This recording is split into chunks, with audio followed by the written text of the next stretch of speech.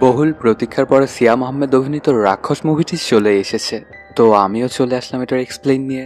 সিনেমার গল্পটি যদি তোমাদের ভালো লাগে তাহলে অবশ্যই রাক্ষসের জোয়ারে গা ভাসতে তোমাদেরকে প্রেক্ষাগৃহে যেতেই হবে। তাদের জন্য এত কষ্ট করে নতুন নতুন সিনেমার গল্প নিয়ে আসি, তাহলে তো একটা লাইক আমি আশা করতেই পারি।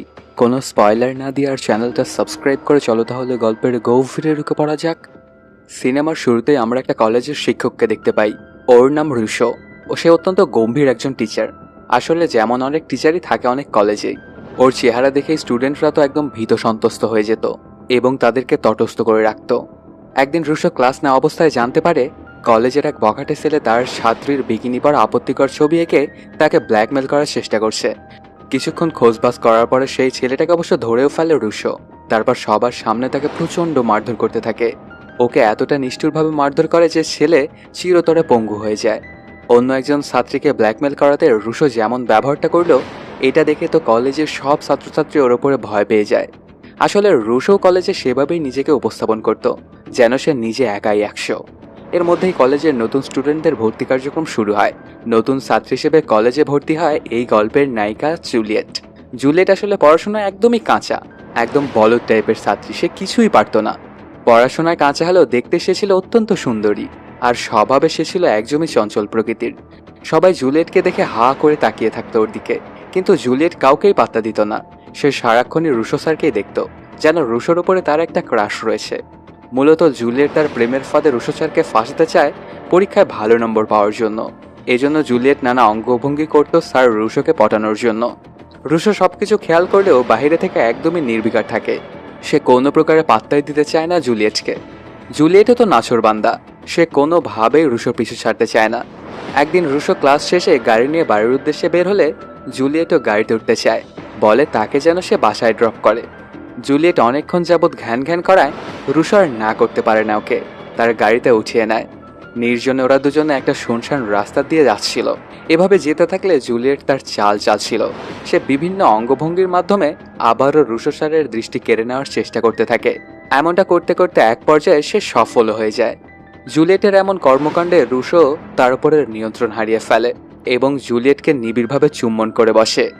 জুলিয়েট অবশ্য এবারে এতে একটু ইতস্তত বোধ করছিল, আর রুশোকে সে দূরে সরিয়ে দেয়। সাথে বলতে থাকে, আমি আপনাকে আসলে সেইভাবে লাইক করি না।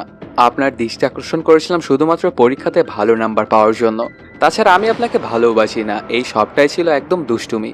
কিন্তু এতদিনের রুশো তো জুলিয়েটের প্রতি একদমই আসক্ত হয়ে পড়েছিল, এমনকি দুর্বল হয়ে গিয়েছিল।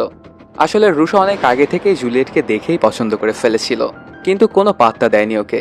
কারণ সে হচ্ছে টিচার আর জুলিয়েট একজন স্টুডেন্ট, তাই সে কোনোভাবেই পাত্তা দিত না জুলিয়েটকে। কিন্তু যখন জুলিয়েট বারবার ওকে অ্যাপ্রোচ করছিল তখন গিয়ে ওকে পাত্তা দেয় রুশো। কিন্তু এখন তো রুশো দেখছে যে সবগুলোই আগে মিথ্যে।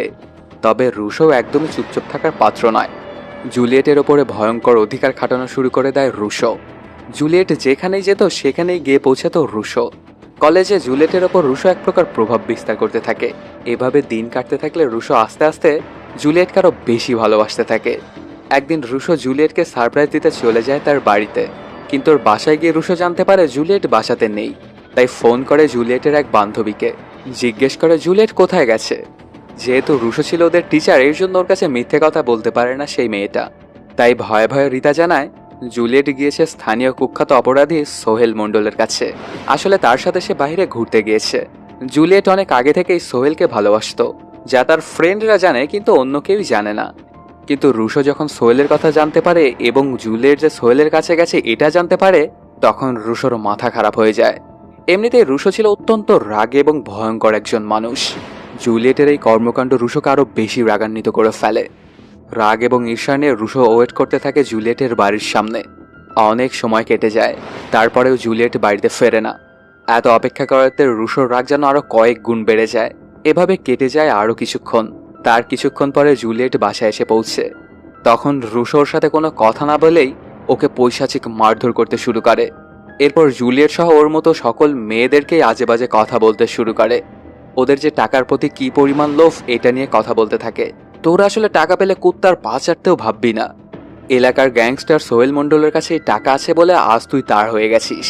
কাল অন্য কেউ যদি তোর কাছে আসে ওর থেকে ভালো, তাহলে তুই তার কাছে চলে যাবি। তোদের মতো নষ্ট মেয়েরা এমনই হয়, যারা সবসময় টাকাকেই বড় করে দেখে। এসব বলতে বলতে রুশো মারতে থাকে জুলিয়েটকে। ওকে এতটাই মারে যে একদম রক্তে যেন ভেসে যাচ্ছিল জুলিয়েট। মার খেতে খেতে রক্তাক্ত অবস্থায় অজ্ঞান হয়ে পড়ে যায় জুলিয়েট। তখন সেখান থেকে চলে যায় রুশো। এমন করে এত বাজে অবস্থা দেখে ওকে হাসপাতালে নিয়ে যায় না রুশো। রুশো সেখান থেকে চলে যাওয়ার পরে জুলিয়েট অস্পষ্ট ভাষায় বলতে থাকে, আমি আসলে ডাবল টাইমিং করিনি, স্বেচ্ছায় আমি তো সোহেল মণ্ডলের সাথে যাইনি। সে আমাকে প্রচন্ড পরিমাণ ব্ল্যাকমেল করতে এবং জোর করে আমাকে নিয়ে গিয়েছিল, এর জন্য আমি ওর সাথে যেতে বাধ্য হয়েছিলাম। জুলিয়েটের এই কথাগুলোতে বোঝা যায় সে আসলে রুশোকেই ভালোবাসতো, কিন্তু রুশো তো সেটা জানতেই পারল না।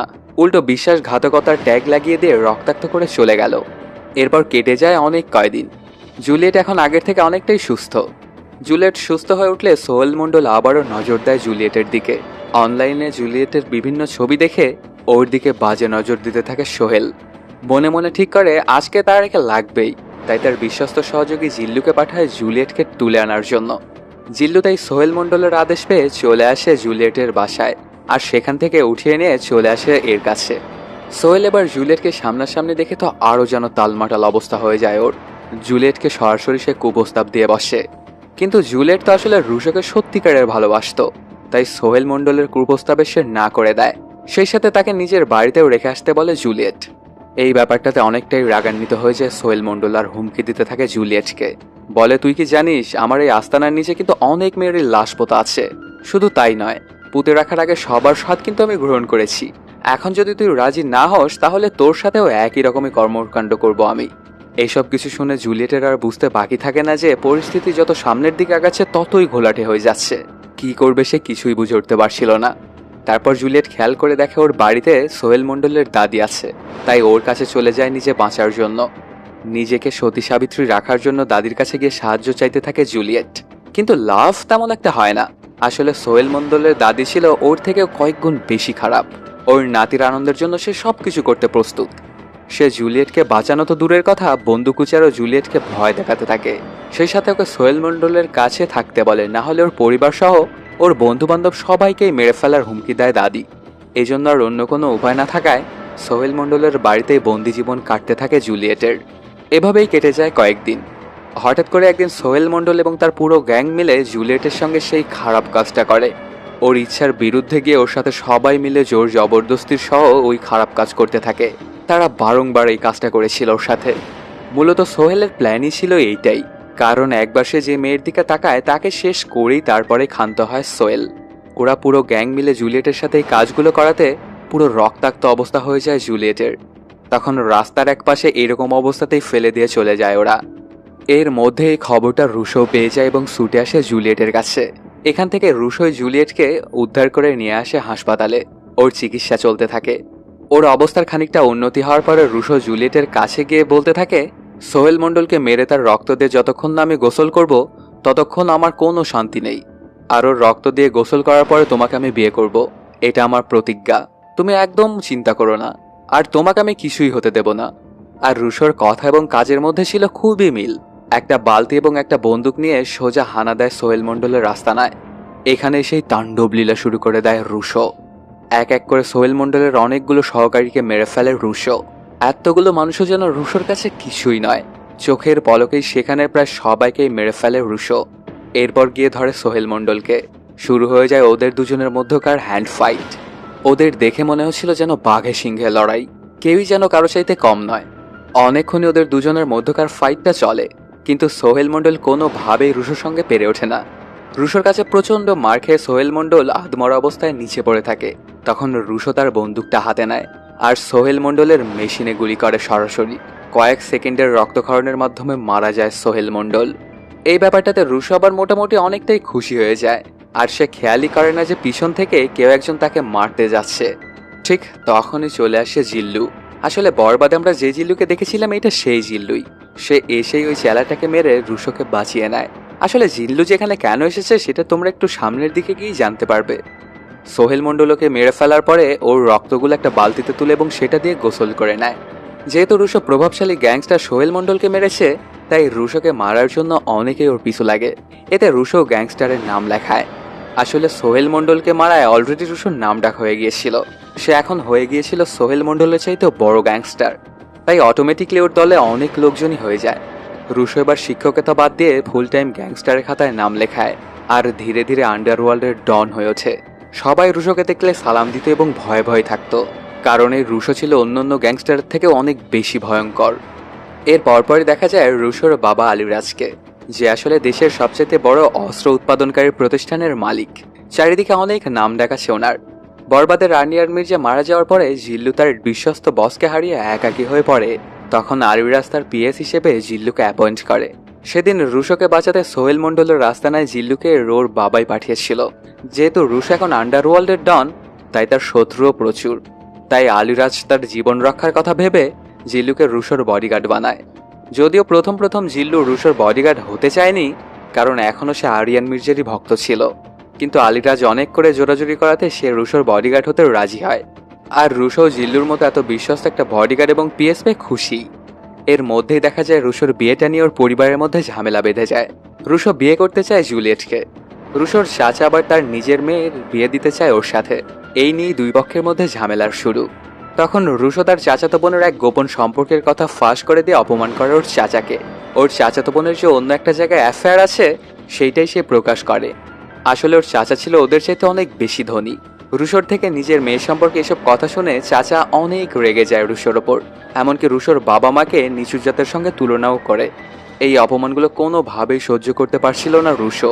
এই জন্য সে একসময় বাড়িটা ছেড়েই চলে যায়। পরবর্তীতে অবশ্য রুশো তার বাবাকে সবকিছু ভালোভাবে বুঝিয়ে মিটমাট করে নেয় যে জুলিয়েট আসলে খুবই ভালো একটা মেয়ে, আর ওকে আমি ভালোবাসি এবং সেও আমাকে ভালোবাসে। এত কিছু শোনার পরে রাজি হয়ে যায় রুশোর বাবা। এতদিনে কিছুটা সুস্থ হয়ে গিয়েছিল জুলিয়েট, এখন সে হুইল চেয়ারে বসতে পারত। ওর হুইল চেয়ারে বসে থাকা অবস্থাতেই ওকে বিয়ে করে ফেলে রুশো। এখনো সে পুরোপুরি সুস্থ হয়নি। রুশো যে তার দেওয়া কমিটমেন্টটা রেখেছে এটাতে অনেক খুশি হয়ে যায় জুলিয়েট। ওদের বাড়িতে খুব ধুমধাম করে অনুষ্ঠানটা চলছিল। তার মধ্যেই ওদের বাড়িতে চলে আসে ওর চাচা। আর জুলিয়েটের সাথে পূর্বে কি ঘটেছিল বা এখন ওর অবস্থা এমন কেন হয়েছে সেগুলো বলে অনেক করে অপমান করতে থাকে জুলিয়েটকে। এই ব্যাপার স্যাপারগুলো কোনোভাবেই সহ্য করতে পারছিল না রুশো। তখন সরাসরি সে তার চাচাকে হুমকি দিয়ে বসে, এরপর যদি আমার লাইফ নিয়ে তোমাকে আর একবারও নাক গলাতে দেখি তাহলে তোর গোটা শরীর চিরে কিন্তু একদম লবণ মরিচ লাগিয়ে দেব। ব্যথা যে তোর কোথায় কোথায় লাগবে সেটা তুই তখনই বুঝতে পারবি। ওর চাচা তো রুশোর থেকে এমন হুমকি পেয়ে একদম চুপচাপ হয়ে যায়, আর একটা কথা না বলেও সেখান থেকে চলে যায়। অন্যদিকে দেখা যায় সোহেল মণ্ডলের পরিবারে কিন্তু সে একাই গ্যাংস্টার ছিল না, তার দুই ভাইও ছিল খুব বড় মাপের গ্যাংস্টার। এতদিন ধরে তারা ছিল জেলে। সোহেল মণ্ডলের মৃত্যুর খবর জানার পর থেকে